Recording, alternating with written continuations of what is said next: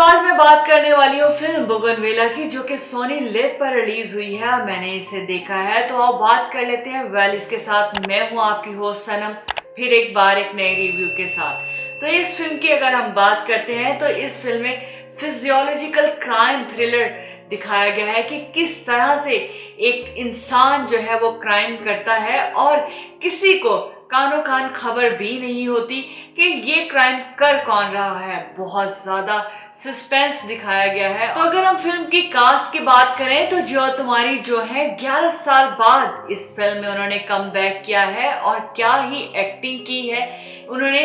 इस तरह से लग ही नहीं रहा उन्हें देख के कि 11 साल बाद उन्होंने कम बैक किया है। और इसकी स्टोरी कुछ यूं है कि रितु का और उसके हस्बैंड का एक्सीडेंट होता है और उस एक्सीडेंट के दौरान रितु की याददाश्त चली जाती है और इस सारे क्राइम में कौन होता है और कौन ये क्राइम करता है ये जानने के लिए तो आपको फिल्म देखना होगी।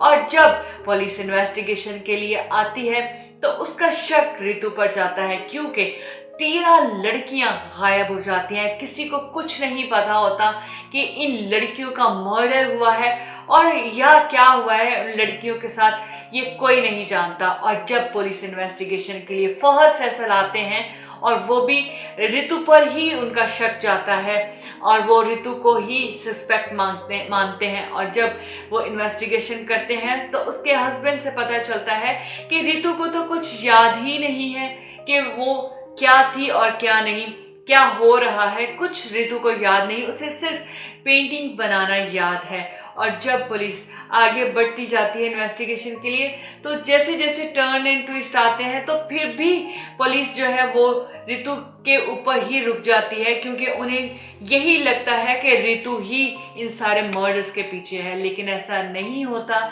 उसके हस्बैंड ने, जो उसके दादा होते हैं, उनसे ये सारी चीज़ें सीखी होती हैं कि लड़कियों के साथ किस तरह से सलूक करना है और उनको किस तरह से लाना है, कत्ल करना है, हर चीज़ वो अपने दादा से सीखता है। और जब वो बड़ा हो जाता है तो वो ही चीज़ उस कंटिन्यू रखता है और वो सब कुछ करता है जो उसके दादा करते आते हैं। वो सोचता है यही करना है और फिर वो जो कुछ उसके दादा ने किया होता है वो सब कुछ रिपीट करता है। और पुलिस हैरान हो जाती है जब उन्हें पता चलता है। और जब रितु जो है वो अपने फार्म हाउस पहुंचती है और अपने हस्बैंड को देखती है कि वो उसका हस्बैंड फार्म हाउस पे कर क्या रहा है, उसके बाद कहानी और एक नया मोड़ लेती है।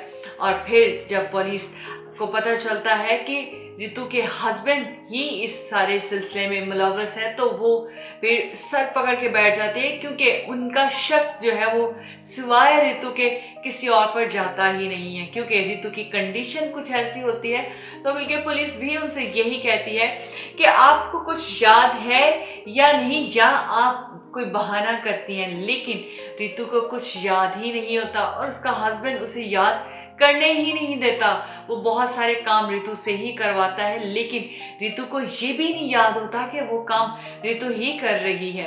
और फिर बाद में रितु को याद आता है, क्योंकि रितु को वो बहुत सारी चीज़ें ऐसी भी दे रहा होता है, मेडिसिन्स कुछ देता है जिससे रितु अपनी याददाश्त को भूलती जा रही होती है, उसे कुछ याद ही नहीं रहता। तो मुझे ये फिल्म बहुत अच्छी लगी। बहुत ज़्यादा क्राइम और बहुत ज़्यादा थ्रिलर है। अगर आप क्राइम लवर फिल्म देखते हो तो ये फिल्म आपके लिए है। तो इसके साथ अपनी होस्ट सनम को दें इजाज़त। अपना रखें बहुत ख्याल। फिर आऊँगी एक नए रिव्यू के साथ। Good bye.